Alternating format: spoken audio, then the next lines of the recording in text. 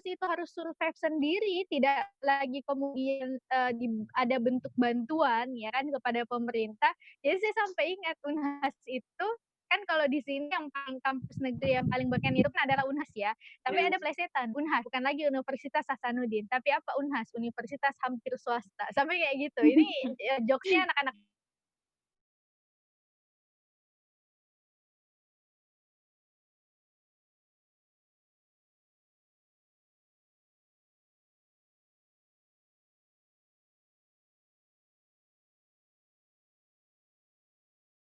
hangat-hangatnya ya di tengah-tengah pandemi tentang masalah Iya. UKT itu. Nah, sehingga kita kemudian bisa melihat bahwa, kampus tadi akhirnya disibukkan dengan apa? Disibukkan dengan, hal-hal yang sifatnya komersial. Untuk bisa survive gitu kan, apa yang dilakukan oleh kampus, ya pertama kemudian menerapkan yang namanya UKT gitu kan. Karena untuk Mmm. bisa menghidupinya dari mana? Dari kantong mahasiswanya kan kayak gitu, untuk, menjalankan operasional kampusnya. Selain itu adalah dengan apa? Dengan membuat produk-produk kampus, sehingga kalau kemudian kita lihat ya, pengarahannya itu kan rata-rata kampus itu mengarahkan kepada dunia entrepreneurship ya. Kadang-kadang bahkan ada jurusan yang tidak nyambung dengan masalah entrepreneurship, ada mata kuliah entrepreneurship-nya. Saya pernah ngobrol-ngobrol sama anak kebidanan. Coba bayangkan apa hubungannya kebidanan dengan entrepreneurship, padahal pelayanan itu kan hal yang harusnya ya, namanya pelayanan itu kan, adalah hal yang tidak layak sebenarnya untuk kita berbicara aspek komersial di dalamnya. Karena kalau pelayanan aspeknya tadi, mau pasiennya orang kaya, mau pasiennya orang berada atau yang tidak berpunya, itu tidak boleh dibeda-bedakan, tidak boleh didiskriminasi kan kayak gitu ya. Nah, tapi ternyata ini, ada, adik-adik kebidanan di kampusnya saya seperti cerita-cerita, ternyata ada mata kuliah entrepreneur gitu ya, yang dia sendiri, nggak ngerti itu untuk apa gitu ya, entrepreneur itu. Nah, bukan cuma sekedar mata kuliah, tetapi akhirnya kampus itu kan disibukkan dengan usaha-usaha gitu ya. Ada kampus yang menghasilkan produk-produk usaha apa begitu ya, kalau kayak di kampusnya saya itu produk air minum, tapi kalau kampusnya saya sih agak wajar, kenapa agak wajar? Karena memang swasta gitu kan.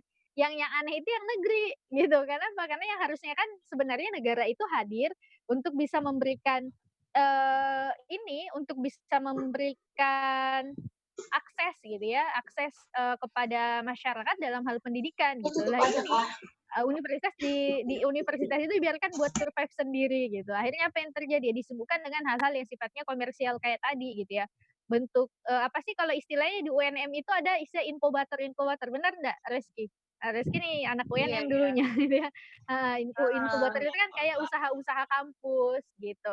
Nah itu bentuk Kalau sebenarnya di UNM hal sih yang jamur gitu. heeh. Oh iya jamur yang kayak begitu-gitu ya, tergantung dari fakultas gitu. Nah juga macam-macam, ada yang kayak, abon, ada apa ya, ada yang jenis Iya, makanan, ada kampung. yang usaha apa gitu ya. Bayangkan jadi kampus tuh kayak kayak apa ya, kayak jadi swalayan besar gitu loh, yang produk yang dihasilkan dari intelektual gitu. Akhirnya kita disibukkan dengan perkara-perkara kayak tadi. Itu padahal potensi otak-otak intelektual itu Masya Allah, gitu. Harusnya kita kan berpikirnya itu skala perubahan, skala kemudian peradaban, bukan kemudian skala produk apa sih nih yang bisa dihasilkan buat bisa tetap bertahan hidup gitu ya, biar kampusnya kita bisa tetap ini banyak pemasukan dan seterusnya, gitu. Karena padahal itu adalah tanggung jawabnya negara harusnya, kan kayak gitu. Tapi intelektual yang terjajah, yang terkungkung, dia merasa dia nggak out of the box gitu kan, dia nggak ngerasa bahwa, aneh gitu. Kenapa sih dia nggak ngerasa aneh, ada hal-hal yang aneh ketika misalkan dia diarahkan untuk, ke jalan entrepreneurship, dia nggak ngerasa aneh ketika kampusnya itu disibukkan dengan hal-hal yang kayak tadi gitu. Harusnya kan kita ngerasa aneh ya gitu ya, ngerasa aneh bahwa, "Loh kok kenapa? Kenapa ini, kenapa negara tidak hadir?" Gitu loh sebagai sebagai harusnya kan ya sebagai, hal yang paling utama gitu ya, yang memberikan akses pendidikan dan juga, mensupport pendidikan. Oh kok kayaknya ini kita disuruh menghidupi Mandiri. diri sendiri. Ya heeh, disuruh mandiri gitu kan. Nah itu yang jadi persoalan. Nah berikutnya apa yang menjadikan terjajah, terkungkung, adalah juga karena adanya bentuk sekularisasi gitu. Sekularisasi itu maksudnya apa? Sekularisme itu kan adalah pemisahan antara agama dan kehidupan ya. Ringkasnya kan begitu, fasludini anil hayat, pemisahan antara agama dan kehidupan. Nah, sekularisasi pendidikan ini artinya kalau kemudian kita melihat, aspek pendidikan saat ini, khususnya misalkan masalah kurikulum gitu, apa yang terjadi? Yang terjadi adalah, kita tidak diajarkan atau tidak dilandaskan kepada, akidah yang matang, gitu. Akhirnya apa yang terjadi? Akhirnya intelektual itu tercipta, terbentuk, ya orientasinya adalah orientasi materialisme tadi. Kenapa orientasinya adalah orientasi materialisme? Ya karena memang kita dididik dari awal itu berorientasi materi gitu. Dari awal misalkan pas kemudian kita SD, SMP, SMA, yang dijadikan sebagai patokan, patokan kemuliaan ataupun patokan kesuksesan kita sebagai seorang siswa itu apa? Kan yang dijadikan patokan adalah apa? Nilai, gitu. Peringkat berapa, ranking berapa, gitu. Sementara kemudian kurikulumnya kita tidak menjadikan aspek, kepribadian itu sebagai tolak ukurnya, gitu. Kepribadian, bagaimana tingkah lakunya, bagaimana akhlaknya, bagaimana akliyah nafsiyahnya, kan kira-kira gitu ya.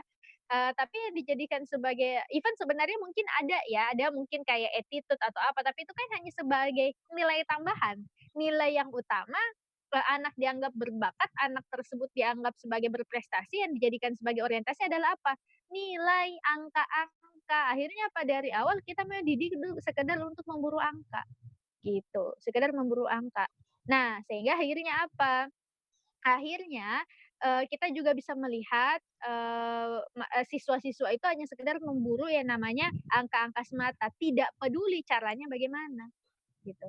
Akhirnya kan kayak ujian nasional itu kalau bahasanya guru saya dulu itu sampai karena sudah jadi rahasia umum banget ya, sampai dibilang kebohongan nasional gitu ya. Kalau saya Mhm. sama Rizky punya cerita yang menarik ya masalah ujian nasional zaman-zaman SMA dulu. Wah.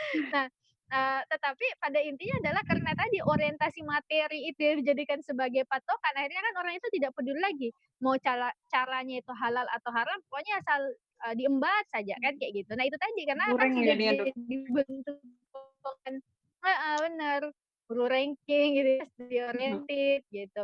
Nah, sehingga, walhasil wajar banget ketika akhirnya intelektual itu tidak menjadikan aspek misalkan ilmu sebagai landasannya, bukan masalah ngertinya, tapi apa, yang penting lulus deh, gitu.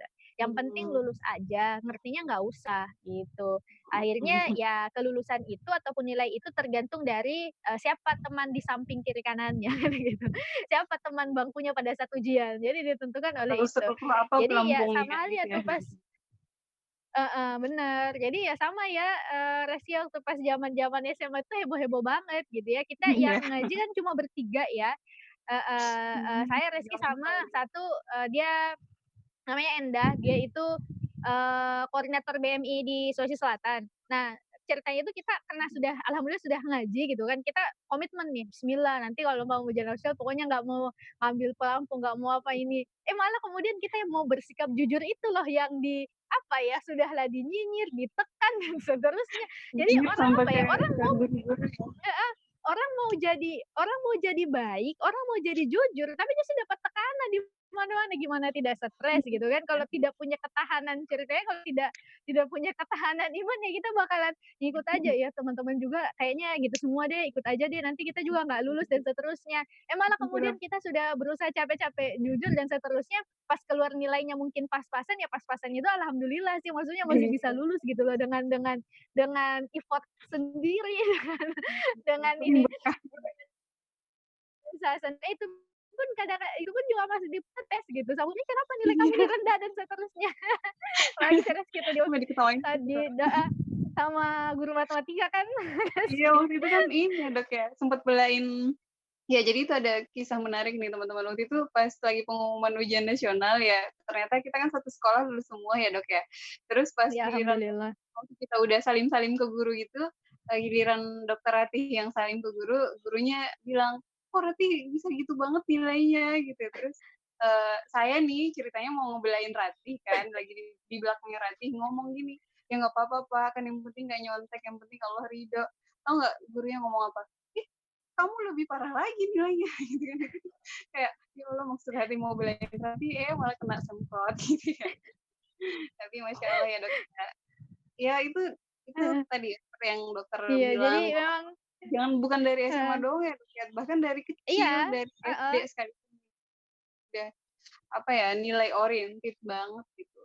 Heeh, jadi Sampai akhirnya kan kita kuliah. juga jadi mahasiswa kayak gitu kan, apa namanya, ya kayak gitu kondisinya yang pada saat misalkan mungkin kita itu tidak jangan kemudian nyontek, memberikan contekan aja misalkan kayak kerjasama itu kan juga tidak boleh ya, Iya. karena itu bagian dari kecurangan dan Rasulullah SAW bersabda, "Barang siapa yang dia melakukan kecurangan maka dia tidak termasuk dari umatku."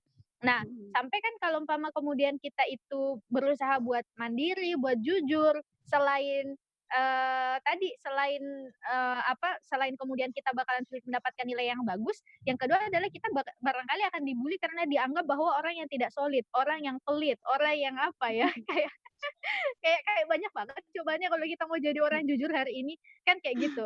Nah, apalagi kemudian kalau kita masuk ke dalam dunia politik yang isinya ya Allah, ya gitulah kan kalau kemudian kita berbicara tentang Memang masalah dunia politik lebih busuk lagi gitu. sih, Yang sistem sekuler yang orang jadinya sistem heeh, sekuler jadi memang bukan ini ya, Dok, ya, bukan bukan habitat bagi kebaikan ya, Dok, ya, kalau benar, benar. Nah itu entry point-nya bahwa ya sekularisme itu bukan habitat untuk kebaikan. Orang baik untuk mendapatkan keadilan zaman sekarang itu kan susah. Ya kayak sekarang yang lagi hangat-hangatnya itu kan tentang masalah Pak Novel Baswedan ya, yang iya, hukuman bagi aduh, penyiram air kerasnya yang nggak setakjub. sengaja bangun subuh, nggak Nggak sengaja sengaja tapi pas banget bawa ya. air keras, nggak sengaja pas nyiram, ternyata kena muka, nggak sengaja kena muka gitu ya, nggak sengaja tapi niat gitu ya.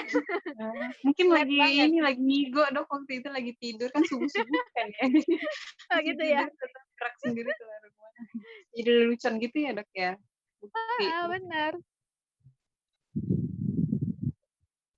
Mhm, oke.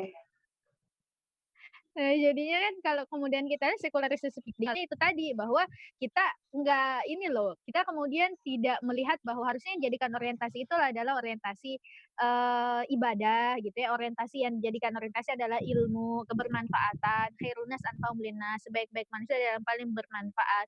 Tapi kita terjajah hanya sekedar dulu materi, materi, dan materi. Ini melibatkan peran Allah di dalamnya. Padahal yang memampukan kita buat bisa belajar, buat bisa sekolah, dapat rezeki dan seterusnya, itu adalah siapa? Allah Subhanahu wa taala kan. Harusnya kemudian kita melibatkan Allah dalam setiap urusan dan perkara kehidupannya kita. Bukan kemudian misalkan pas lagi ngerasa ngerasa kondisinya lagi apa ya, hektik atau kayak kondisinya yang kayak nggak memungkinkan buat berlaku jujur akhirnya tahu sih bahwa itu salah tapi, nggak merasa takut karena kenapa, ini dilakukan secara berjamaah gitu misalkan ya, Mhm, ini dilakukan secara ramai sistemik orang gitu. melakukan Heeh, jadi ramai orang kelaziman gitu ya. melakukannya, heeh, jadi bener. Nah itu yang terjadi.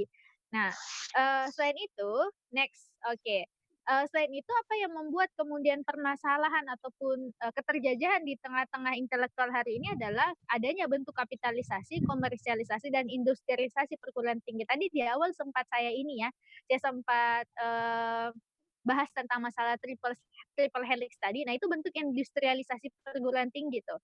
Begitu pula dengan kapitalisasi dan komersialisasi. Pendidikan itu kan akhirnya dijadikan sebagai salah satu bentuk aset di mana pendidikan ini dijadikan, aspek komersial. Padahal kan begini ya, pendidikan itu adalah suatu needs bukan wants gitu ya. Dia adalah suatu bentuk kebutuhan yang kalau dia dibisniskan, dia tidak bakalan bisa rugi. Kenapa tidak bakalan bisa rugi? Karena memang dia kebutuhan mendasar. Kan begitu. Mhm, Nah, persoalannya adalah hari ini pendidikan kita dikomersialisasikan. Dikomersialkan dalam bentuk apa? Ada pembayaran SPP, ada pembayaran UKT, ada mhm, pembayaran yang lain-lainnya. Jangankan kemudian hal yang seperti itu. Kadang kan di kampus juga itu masih banyak ya praktek-praktek pungli. Misalkan barangkali cuma mau minta nilai bayar 5.000, mau minta kertas atau apa bayar lagi beli sekian buku. gitu kan. Heeh, beli buku dosen dan seterusnya gitu ya. Maupun hal-hal yang lain gitu. Oke lah kalau kemudian tidak terlalu banyak kita mampu, persoalannya kan gara-gara mahalnya pendidikan itu berdampak pada tingkat pendidikan masyarakat, iya nggak? Banyak yang pengen kuliah, tapi nggak mampu kuliah. Kenapa? Mahal. Kenapa? Ya karena persoalan masalah ekonomi, gitu. Nah, padahal kan harusnya nih ya, idealnya kalau kita back to the Islam, kalau kita kembali bagaimana bagaimana penanganan Islam terhadap masalah pendidikan, sektor pendidikan itu adalah kebutuhan mendasar bagi masyarakat yang wajib dipenuhi oleh negara terhadap masyarakatnya.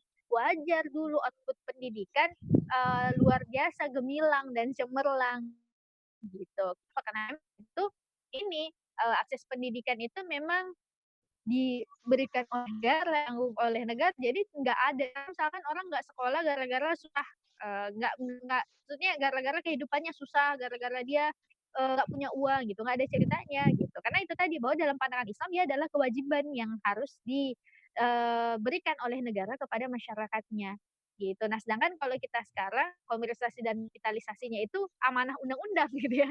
Karena memang kalau dalam undang-undang tinggi kan Iya. memang, bahwasanya dijelaskan di situ bahwa bagaimana kampus itu memang, apa namanya, kampus itu memang layaknya adalah kampus yang berbayar yang kayak gitu.